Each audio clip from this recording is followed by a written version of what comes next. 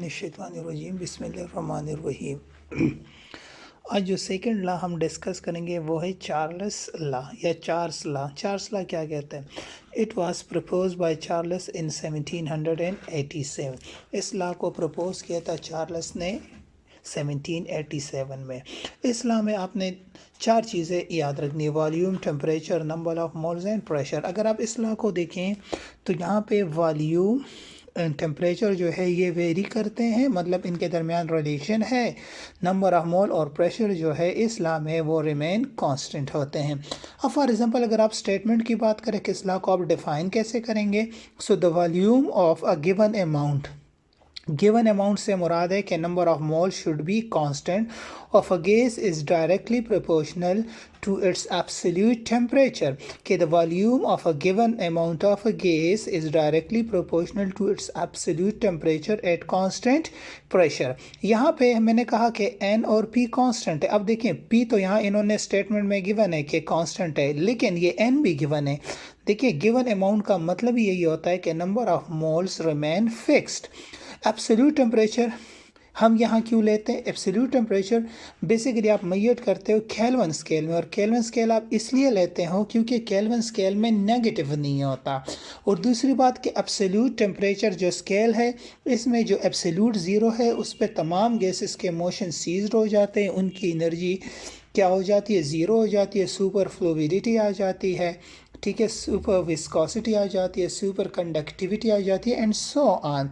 सो इसलिए हम यहाँ पे एब्सोल्यूट स्केल लेते हैं।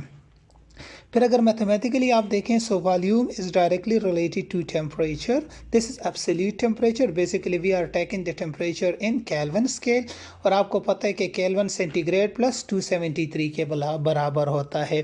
क्योंकि सेंटीग्रेड में नेगेटिव होता है और फ़ारेनहाइट में, तो उस चीज़ को ख़त्म करने के लिए हम क्या करते हैं? इसको केल्विन में कन्वर्ट करते हैं ताकि कोई नेगेटिव ना आए। सो इस लॉ की जो सेकंड स्टेटमेंट है कि the ratio of volume and temperature for a fix amount of a gas remain constant. फिर अगर आप यहाँ पे के देखें, so this is proportionality constant और different for different amount of the same gas. अगर आप सेम गैस लो लेकिन एक में 1 मोल दूसरे में 2 मोल लो तो उसके लिए के की वैल्यू डिफरेंट आएगी, क्योंकि वॉल्यूम उसका डिफरेंट होगा। टेम्परेचर में डिक्रीज इंक्रीज उसका डिफरेंट होगा, क्योंकि एक्सपेंशन कम ज़्यादा होगा। टेम्परेचर इंक्रीज करोगे तो वॉल्यूम एक्सपेंड होगा, टेम्परेचर डिक्रीज करोगे तो वॉल्यूम कंट्रैक्ट होगा। और एक वक्त आ जाएगा कि एब्सोल्यूट ज़ीरो पे कि ये वॉल्यूम ज़ीरो हो जाएगा, और ये वो टेम्परेचर है जिस पे तमाम मॉलिक्यूलर मोशन सीज्ड हो जाते हैं। अब यहाँ पे अगर आप देखें, सो के जो डिपेंड है ऑन टेम्परेचर मेंटेन, के की वैल्यू इस टेम्परेचर पे डिपेंड करते। अगर आप ये मेंटेन रखें, सो अगर आप दो कंडीशन ले, फर्स्ट कंडीशन पे for a gas fix amount of a gas V1 T1 is equal to V2 divided by T2। अगर आप ग्राफिकली दें, सो टेम्परेचर और वॉल्यूम, सो अगर एक इंक्रीज होगा तो दूसरा भी क्या होगा?